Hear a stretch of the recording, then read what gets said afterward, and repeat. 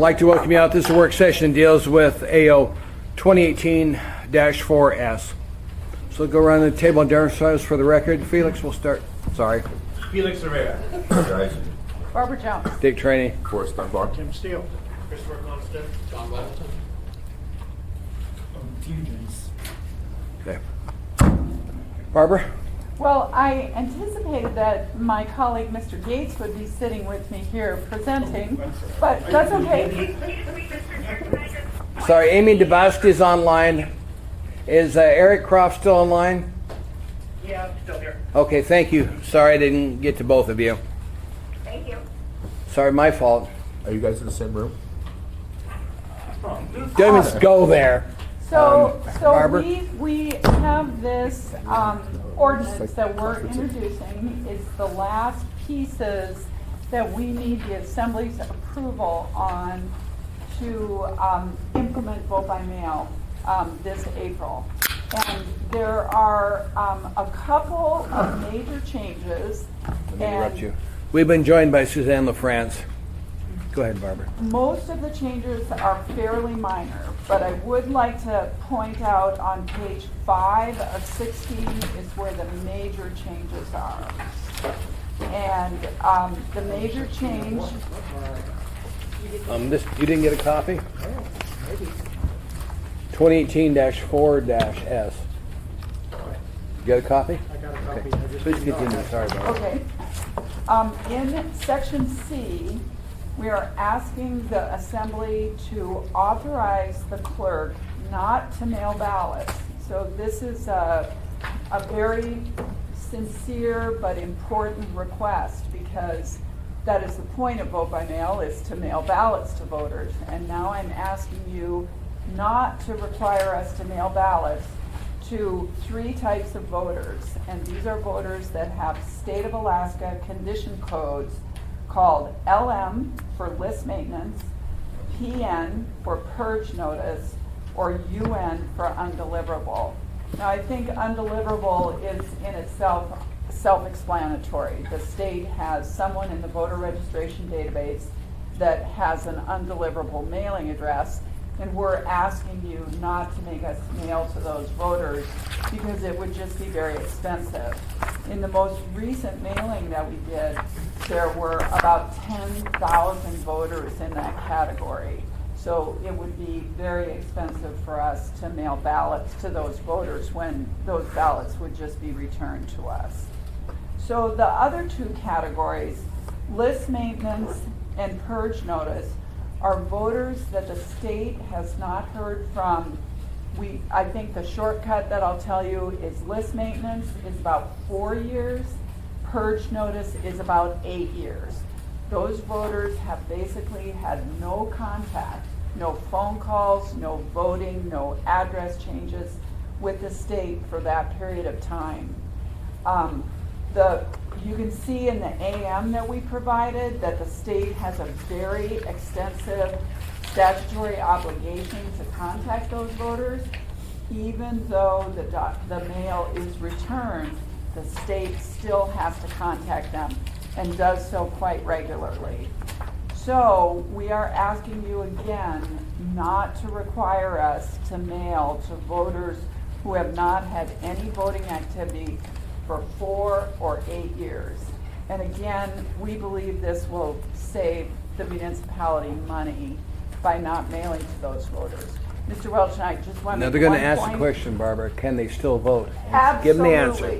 They are qualified, registered, active voters. They can go to an accessible vote center and get a ballot. We're not dropping them. We're just trying to say, hey, we want to save the cost to mail out to people that don't exist. So if, let's say you do, you could just get a hold of us and then we'll create a ballot for you. Please continue, Barbara. John. So I got one of these. Yes, you did. But it was for someone who doesn't live there. And at the committee council last night, someone got 4 of these. So what happens to these? He sent them back. He said not at this address. Thank you very much. We would like you very much to, you may return to sender, not at this address. Those are going to come back to the muni. We have got trays and trays of them. John, if you could show the back of that postcard where the addresses are. And then show everybody, there's a barcode right there in the middle. Thank you, John. And we've been working with the state of Alaska, and the state helped us put that barcode on there.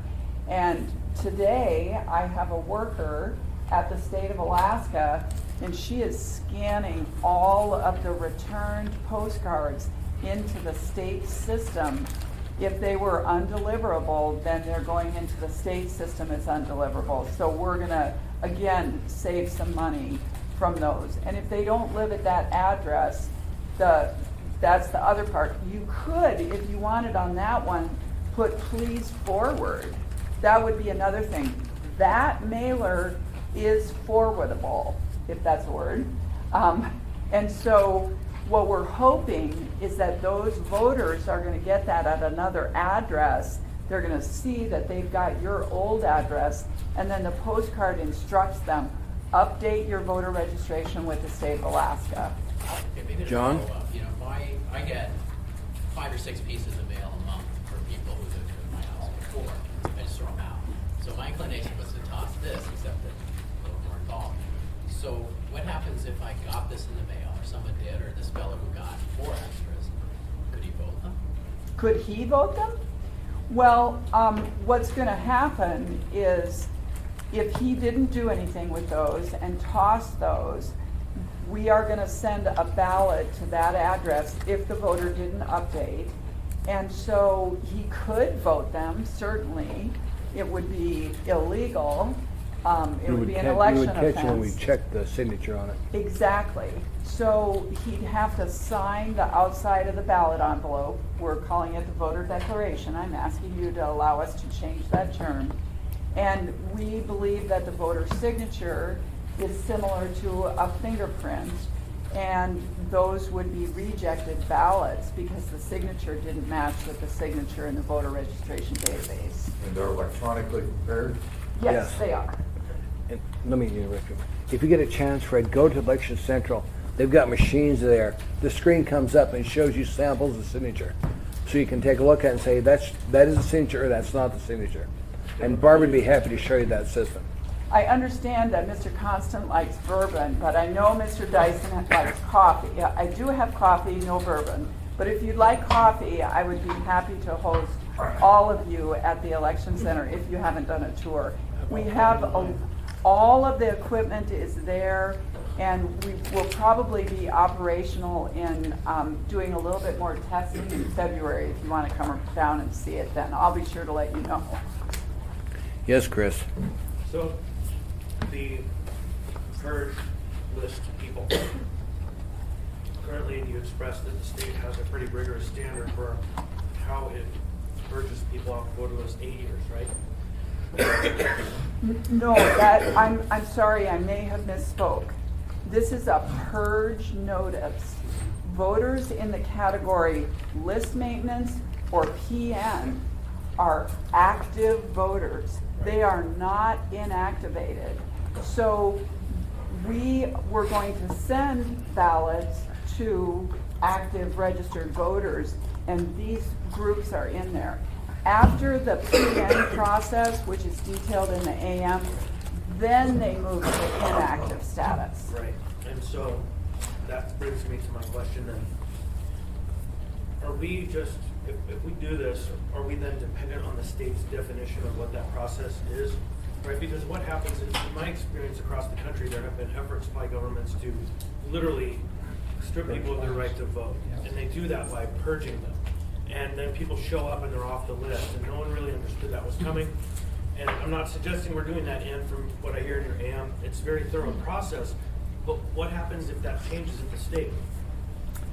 Okay, so the one thing that I would say is Alaska is very different. I think a lot of times I hear complaints about the state's voter registration database being a mess. But, you know, I think that's a little bit unfair because the state is keeping people who have not voted for 8 years on the active list. So I do not think that the state of Alaska is one of those states that quickly purging our list. However, I will tell you that the state has recently joined ERIC. I don't know what the acronym for ERIC is, but it's a consortium of states that share voter registration data. So if I register to vote in Oregon, Alaska is notified.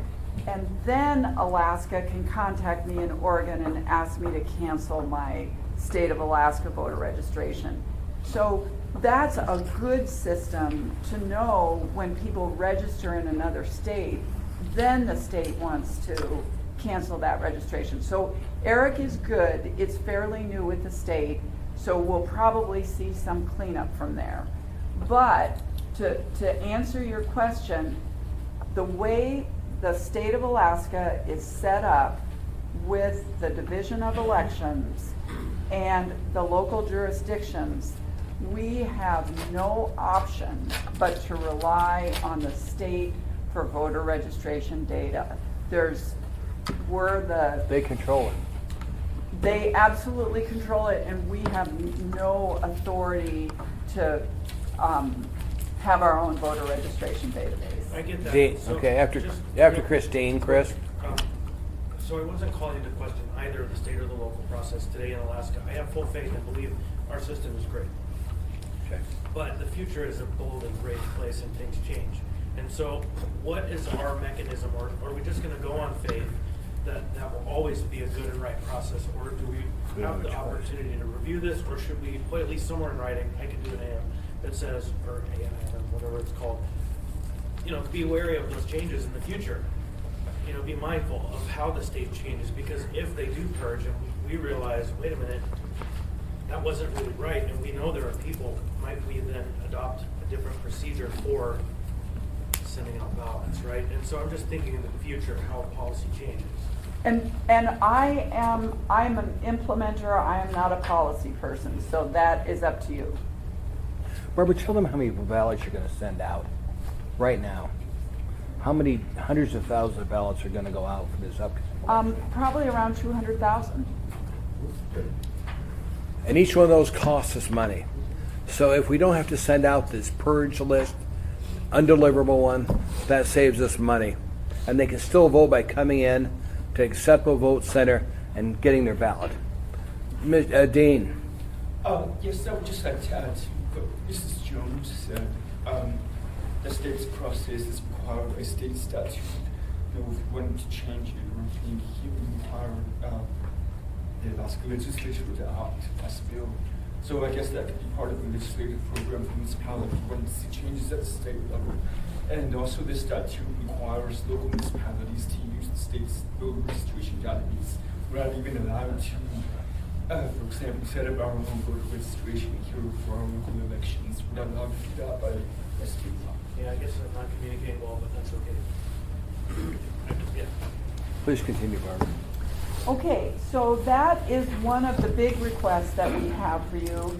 There's a couple of, two other additions down here at the bottom that I wanted to talk to you about on page 5. D, we had a robust discussion at the Assembly Ethics and Elections Committee about the Assembly or the municipality paying for postage. And so Both ways. at the time, so that would be return postage. And at the time, we just had a lot of information, and I think the committee came to the conclusion that it was too late to do something for this election. So we added this paragraph that you may direct us to do prepaid postage, and there's a couple of ways that could be done, and we can discuss that more in the future. But we just wanted to give you that option. All right? Barbara, let me start. There was a feeling of our committee meeting that we're just too far down the pike to change direction right now, and the cost involved in trying to change all the software. So it's something we'll address after this election. Yes, John? Just on that, so is it possible that would everybody get prepaid postage, or is it something like Chris has said, well, some people downtown, people in rentals, maybe they get it, is there, I don't know. Everyone would get prepaid postage. If we decide to do that, Right. everyone would get It would be either business reply mail, or the problem with business reply mail is that it doesn't have a postmark. So, you know, all of our elections are based on postmarked on election day. So it would require a code change. We'd have to change how we did that. We could say within a certain amount of time, would have it before the election. But that's for the next election. For this one, we're not going to prepay postage. So in a lot of other jurisdictions that do that, the decision is received by election day. And so that is a huge change, a cultural shift for elections in the muni. And so we need a much bigger discussion before we make that decision. The other decision would just be to prepay postage and put stamps on each envelope that goes out. But as we said, it's 200,000. Those would be administered by our vendor, but our vendor told us they didn't think they could get 200,000 stamps from the post office in time because people don't use that many stamps. But the cost is much higher, and you know we wouldn't have 100% turnout. So we'd be spending money that would be for naught. But those are the options, and we'll continue to discuss those. After election. The last provision in this section, in the past, we had a binder of information at all of the polling locations, and it also referred to the ballot, to the AO on the ballot. You know, we need that ballot real estate. So we don't want to put instructions on the ballot that are unnecessary. So we're going to have the text of the ordinance or resolutions at all of the accessible vote centers. It'll be in the instructions with the ballot package that are going out.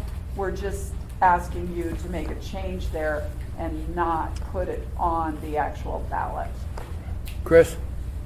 So I imagine that's gonna cause some people to be concerned when it hits their mailbox. And I'm wondering if, and this might be too much work, it might be too late, we created an online portal where all of the ballot initiatives are pointed out, all of the matters that are on the ballot.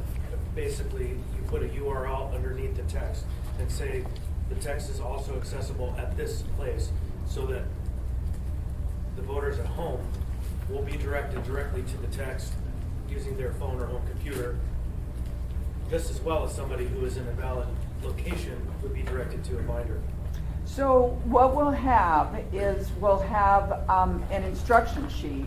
And so the instruction sheet does have that. We do have all of the propositions on the website, on the elections website. So it'll just be on a little piece of paper so that we don't have to have that URL in the ballot language. Fred? And then Amy's got a question. Fred? I'll defer to Amy first. Amy, ma'am? Thank you, sir. I saw you raising your hand. Yeah, right, you're good. You're excellent. So I want to go back to the discussion about and if I understand that right now, Can we increase your volume? that have basically been inactive with the state for 8 years. They haven't voted, but they're still eligible voters. That is correct. So that leads to a legal question I have, is that if they're still legal voters, they're not invisible, we're not getting returns, but they still have good addresses, as far as we know. Are we treating voters differently? I mean, the people are making a choice not to vote, but now we're making the choice that they're not going to get a ballot and somebody is. Somebody else is going to get a ballot at home. So is there a legal question? So I'm going to jump in before Dean answers that. The one thing that I should make sure is that not only have they not voted, they have had no contact with the state for 8 years. The state has sent them postcards at least every year, some contact for a number of years, and they haven't responded to that. One of the other dilemmas is a number of those voters are out of state. and that goes back to, people don't have a legal requirement to engage with the state, especially in Alaska. Some people might not want to. So I'm not sure. So I still want to see a legal opinion if we're treating voters differently because of a choice they made. Okay, and I'll let Dean answer that part. We got to end this shortly because we got another meeting starting at 1 o'clock. Dean? Go ahead, Dean. I just wanted to point out that the way they're treated differently is important to define, and the way that these voters are treated differently isn't by affecting their right to vote at all. They can still vote, they come up and get a ballot, contact the clerk's office and ask for one. The only difference is how are we delivering the ballot to them. Oh, and I think that's an important distinction. I think we're legally okay deciding not to mail to a voter whose mail is not forwardable is going to be returned anyways. It's kind of pointless. So I think that's a very compelling reason not to mail something to such a person. But that's the only difference in the way they're treated. We're not denying the right to vote to anybody. Amy? Well, I'm not worried about the people that don't have portable addresses. That just makes sense. But the fact that we're choosing to send to some voters and not others because of voting records is troublesome. Okay. Ms. Dombowski, one other thing, if any of these voters call the voter hotline, 243-VOTE, and say, I didn't get a ballot, and we just say, okay, where do you want it mailed to? They have to give us their secret identifiers so that we can check in the voter registration database. But they don't have to go to an accessible vote center. They can call and get a ballot. Okay. Okay. That might, I'll have to chew on that, but that might be adequate. Thank you, Barbara. Felix? I'm sorry, I was just thinking a whole routine for her, but go ahead. Okay, thank you, Mr. Chair. So just Amy, turn your mute on. We don't want to hear you chewing. Go ahead, Felix. Oh, you can hear my dog walking around. So really quickly, I'm just thinking of our youth of voting age. It would be interesting in the future, instead of providing a URL, which unlikely a young person's going to take the time to type that in, instead of having a QR code that a young person can scan and like, boop, there's the ordinance, I can read it and decide how to vote on it. I would love to talk to you about that. Absolutely. We've done some research on that, and I'd like to talk to you. Yeah. I think Mr. Anything Falsey else? had a question. Mr. Falsey? I know we're over time, but I had one clarification question. What is the difference between a voter who is in list maintenance status versus a voter who is in undeliverable status? Did you know sometimes list maintenance means your mail is not being returned. So you live in the lower 48, the state has your correct address, and the mail just goes. It's not getting returned. So but you have no contact with the state for 4 years. That would be list maintenance. So potentially there is a category of people whose addresses could be good, that we would send something that would likely get from them, and we just haven't heard from them. And then something to the follow-up question, which is the data point question. Do we know what the size of these buckets are and what the cost savings to municipality would be? So how many are in list maintenance versus undeliverable, which is really just setting money on fire, versus purge status? It's my understanding that the undeliverable number as of the January 3rd mailing was about 10,000. And we mailed to 208,000. And at some time, I checked shortly before that, and I think we're gonna be mailing about between 190 and 200,000 ballots. But that's because voter registration is gonna increase. So I think there's probably another 10, possibly more, 1,000 in list maintenance and purge. But I'll get those exact numbers to you. Fred? In the interest of time, maybe you could send something to all of us that just talks a little bit about the cybersecurity Oh, and what other jurisdictions have had experience with being hacked. Mr. Dyson and Mr. Chair, I would love to talk to you about that. We have had a mini cybersecurity audit, but I would like to do it at the election center in executive session. That makes sense. Thank you. Thank you. Any other questions? If not, this work session's over. I'll start the next one in 2 minutes.